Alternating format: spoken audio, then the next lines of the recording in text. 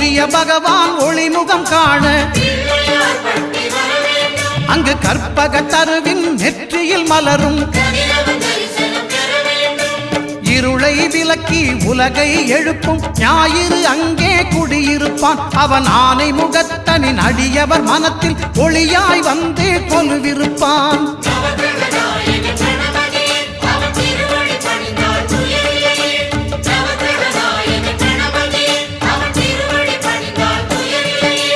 ஒன்பது கோளும் ஒன்றாய் காண